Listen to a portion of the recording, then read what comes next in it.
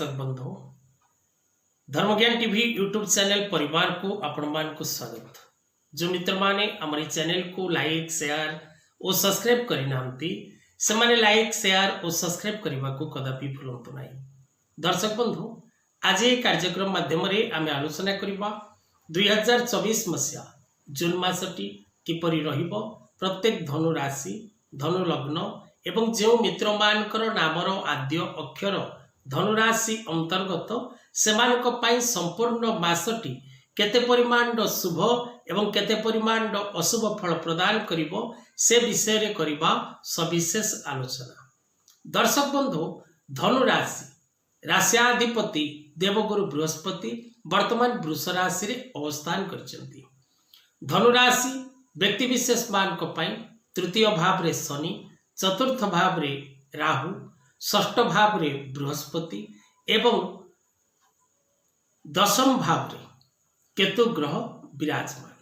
तेणु धनुराशि व्यक्ति विशेष मान संपूर्ण जून मासटी क्यों क्यों दिग शुभ फलदायक रहिबो क्यों दिग अशुभ फलदायक रहिबो किपरि रहिबो समानकर भविष्य आज रे कार्यक्रम माध्यम रे आमे आलोचना करिबा।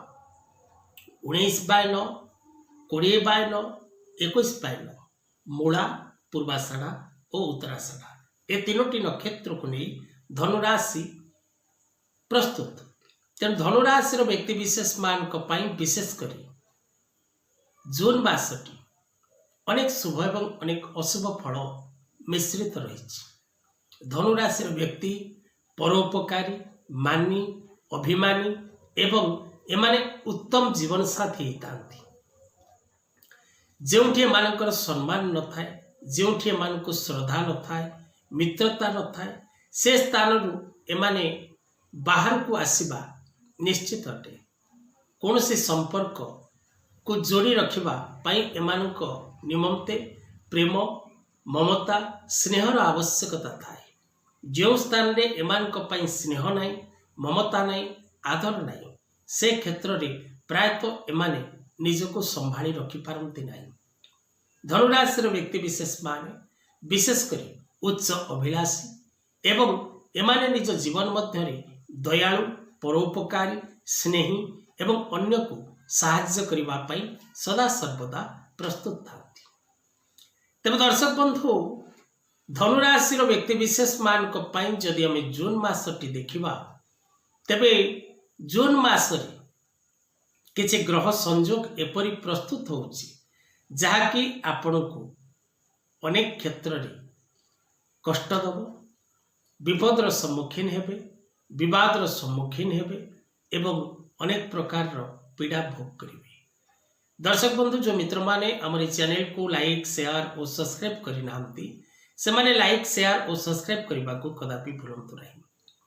दर्शक बंधु जो माने निजर जन्म कुंडली विचार करबा पई चाहुचंती निज पिला मानकर एजुकेशन निज पिला मानकर health wealth marriage career job एवं पिला मानकर जातक विचार करबा को चाहुचंती जातक मेल करबा पई चाहुचंती नुआ घरटी निर्माण करूचंती भागपत्र चाहुचंती घरर साजसजा पई वास्तु टिप्स वास्तु गाइड चाहुचंती बा आपण निजर गृह वास्तु दोष रे दूषित अच्छी ताको देखा चाहते बा आपण ज्योतिष भित्तिक शिक्षा ग्रहण करने चाहते वास्तु शिक्षा ग्रहण करने चाहते तेरे तले दिजा नंबर रे जोगाजोग करने को कदापि भूलंतु नहीं। दर्शक बंधु धनुराशि व्यक्ति विशेष मान विशेषकर कर्म क्षेत्र में जो मित्र मान रही सरकारी हो बा बेसरकारी हो जेकोसी कर्म संस्थान रे आपण रही बुद्धि विचारी प्रत्येक कार्य करने को चेष्टा करंतु। कर्ममय जीवन में नानादि प्रकार हैरान रे पड़िबार विपद रे पड़िबार बाधार सम्मुखीन होबार जोग रही। तेणु बुद्धि विचारी प्रत्येक कार्य करने को चेष्टा करंतु। विशेषकर कौनसी अलगा व्यक्ति अचिना व्यक्ति पाई आपण नानादि प्रकार कष्ट भोग करेंगे अन्य को साहाय्य करने को चाहिए बा अन्य द्वारा आपण प्रतारणार शिकार हेबे। Love relationship friend relationship marriage life ବା ମ୍ୟାରେଜ ରିଲେସନସିପ୍ରେ ବିବାଦ ଦେଖାଦେବ। ଉଭୟଙ୍କୁ ନେଇ ବ୍ୟତିବ୍ୟସ୍ତ ରହିବେ, ମାନସିକ ଦୁଶ୍ଚିନ୍ତା ଭୋଗ କରିବେ। ବ୍ୟବସାୟ କ୍ଷେତ୍ରରେ ଥିବା ପ୍ରତ୍ୟେକ ମହିଳା ଏବଂ ପୁରୁଷ କଷ୍ଟପ୍ରାପ୍ତ କରିବେ, ବ୍ୟବସାୟରେ କ୍ଷତି ସହିବେ, ବ୍ୟବସାୟରେ ପତନ ଘଟିବାର ଯୋଗ ରହିଅଛି। କିନ୍ତୁ ଆପଣଙ୍କୁ ପାରିବାରିକ କ୍ଷେତ୍ରରେ ସହଯୋଗ ଯେତିକି ନ ମିଳିବ, ମିତ୍ରମାନଙ୍କ ଦ୍ୱାରା ବା ମିତ୍ରମାନଙ୍କ ଠାରୁ ସେତିକି ସହଯୋଗ ମିଳିବ, ସେତିକି ସହାନୁଭୂତି ମଧ୍ୟ ପ୍ରାପ୍ତ କରିବେ। ମାସର ଦ୍ୱିତୀୟାର୍ଧ ସମୟ ଠାରୁ ଆପଣଙ୍କୁ ପାରିବାରିକ ଶାନ୍ତି ମିଳିବ ଏବଂ ପରିବାର ମଧ୍ୟରେ ହସ ଖୁସି ଏବଂ ଦୂରଯାତ୍ରା କରିବାର ସୌଭାଗ୍ୟ ପ୍ରାପ୍ତ କରିବେ।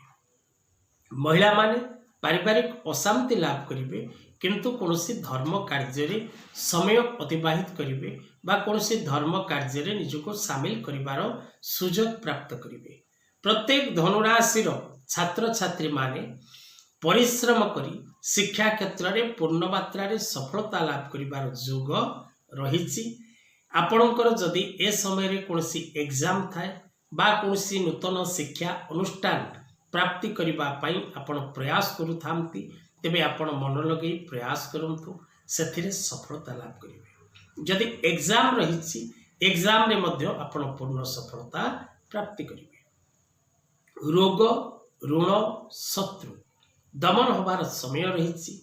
ଯଦି ଆପଣ ଶାରୀରିକ ଅସୁସ୍ଥତା ଭୋଗ କରୁଥାନ୍ତି ବା ଶତ୍ରୁଜନିତ ପୀଡ଼ା ଭୋଗ କରୁଥାନ୍ତି, ସେଥିରୁ ଆପଣଙ୍କୁ ନିଶ୍ଚିତ ଭାବରେ ମୁକ୍ତି ମିଳିବାର ସମୟ ରହିଛି।